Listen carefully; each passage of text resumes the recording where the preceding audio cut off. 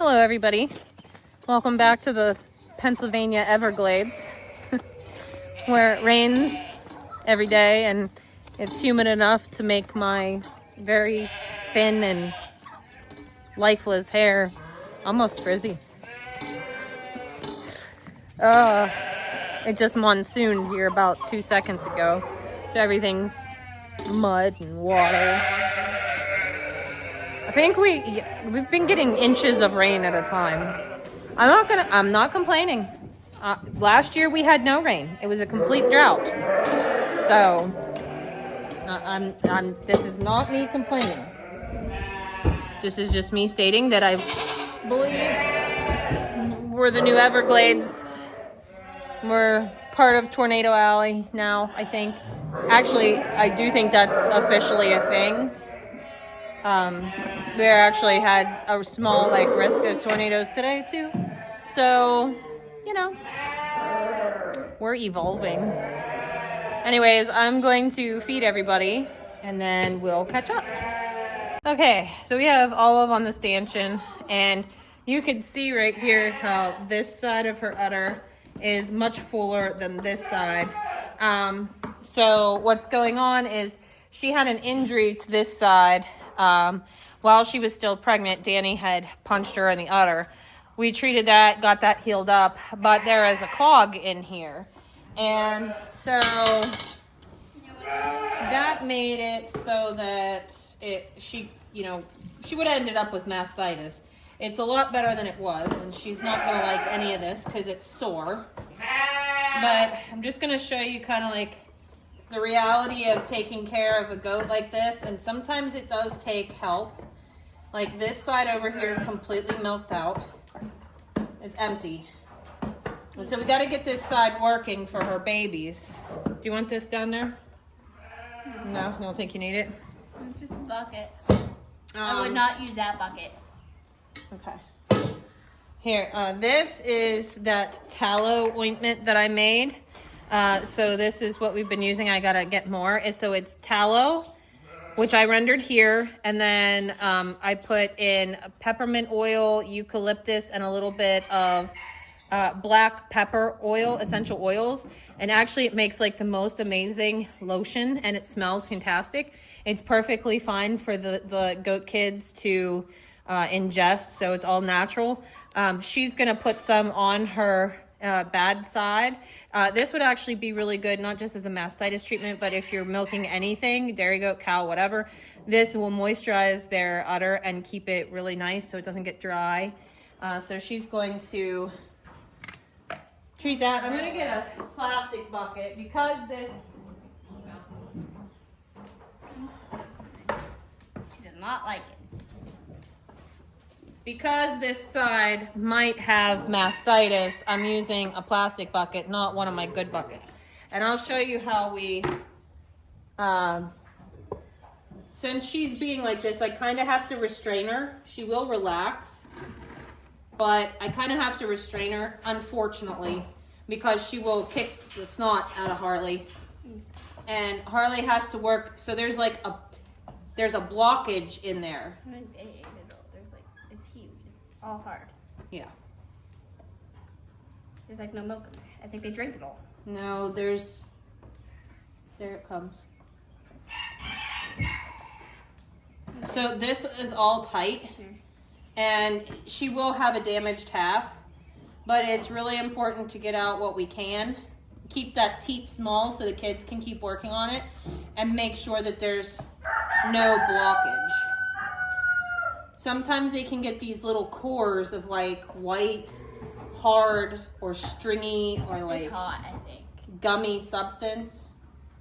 It's the same temperature as her udder. Plus, remember, I just washed it down with a hot rag. So it's just important to really make sure we get it all out. Make sure that there's no pus, no blood. Yeah, I don't really think I think it's just... Yeah, her teat looks much smaller than it was. I think they have been drinking it all day. Okay, so basically we're just going to watch to make sure there's no redness. I'll put more of that stuff on it. You just want to make sure that there's no redness. It is hard, but it's not hot. Both sides are the same. So we're just gonna keep treating it, and this hardness and unevenness will go away as it gets worked. Got an egg? Okay. Okay.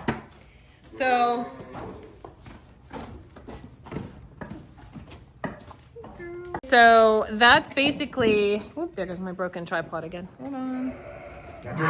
Anyways, that's just basically what you have to do when you have an animal in milk. You have to constantly be, okay, Olive, she's peeing right there in the middle of the walkway. You just have to constantly be on top of everything. That's how you keep them healthy. And, you know, just observe their behavior. She was really not feeling great last night. You could just tell. I mean, she wasn't lethargic or anything, but she just really wasn't feeling great. Today, she's much better now that we've got that blockage worked out. And it's just going to take some time for her to come back 100%. She just basically pooped on my foot almost. Go ahead.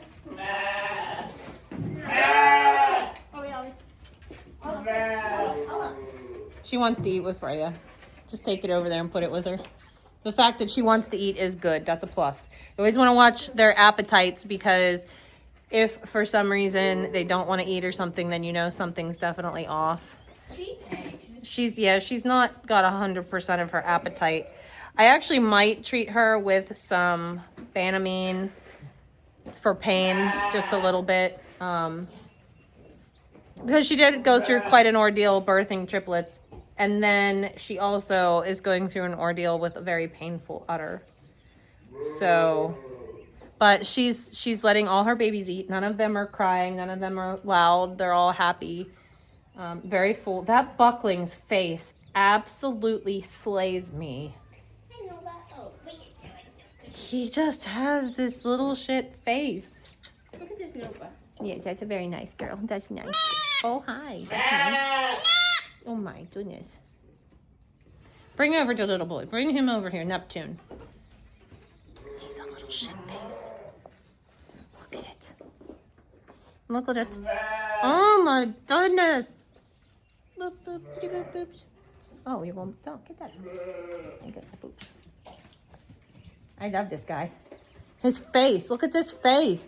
And the La Mancha ears She just... just really wants to eat with Freya. That's good. The La Mancha ears just really top it off, because he just has this really cute, really chunky face. Come here, Olive. You won't be able to eat with her. She doesn't let you. Freya likes to eat all the food. But they're both doing good. And so I'm satisfied. Good still, so hold this. I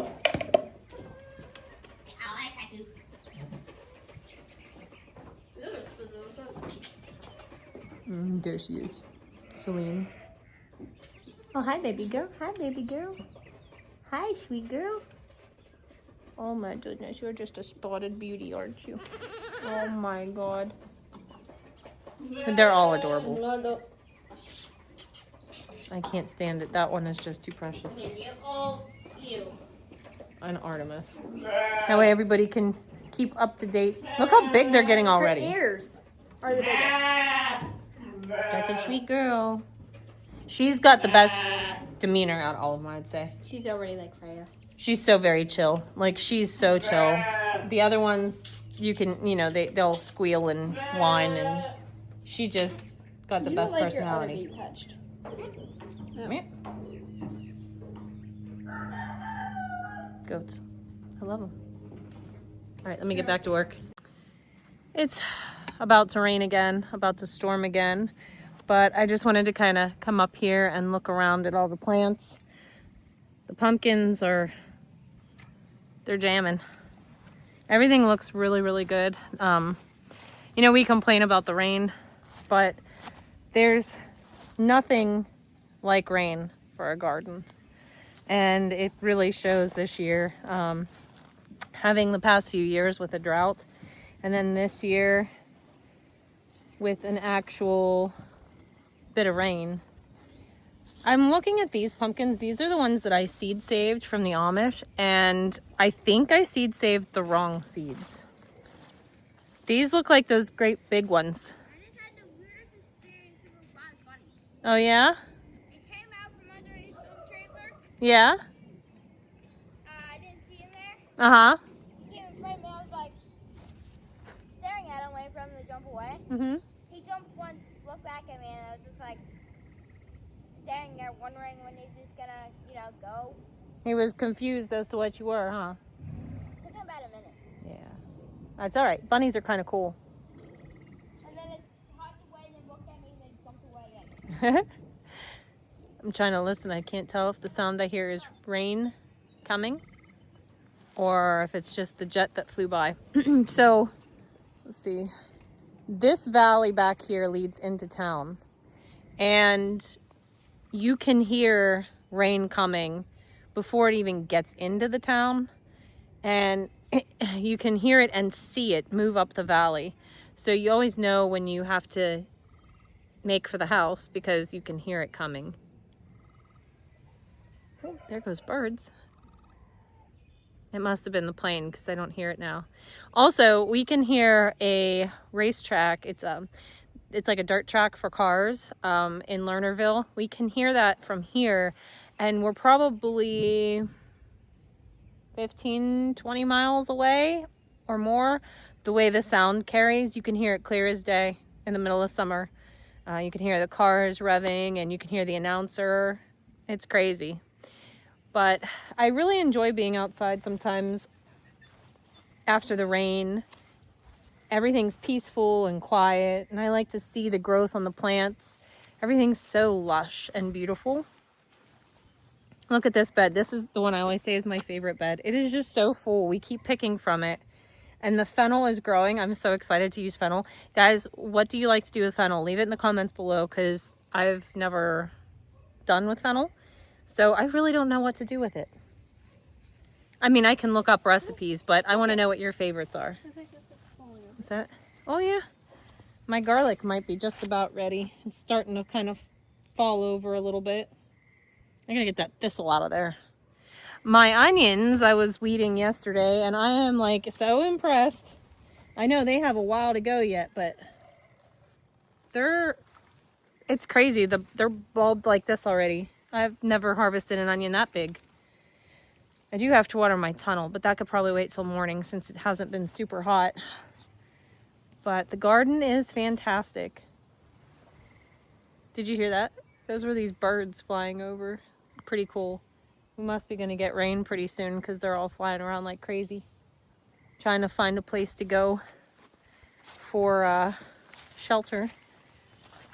Oh, here, Harley, one of these cactus zinnias bloomed. Yeah. So pretty. I'm loving the garden this year. Even my failures are wins. This potager garden over here.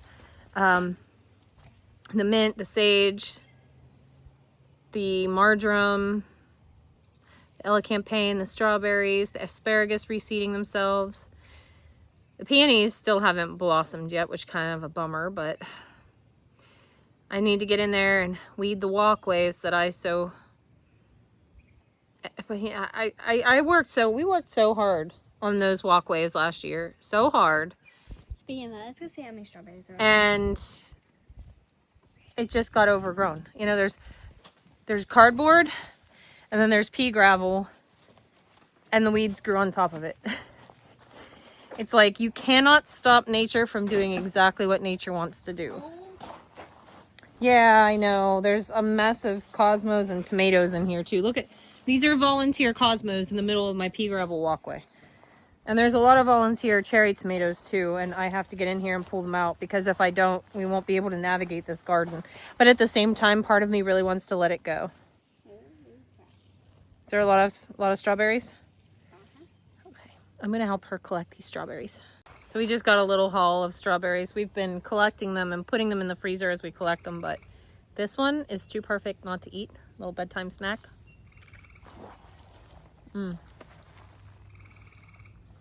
Man, so sweet. You can't get them like this at the grocery store.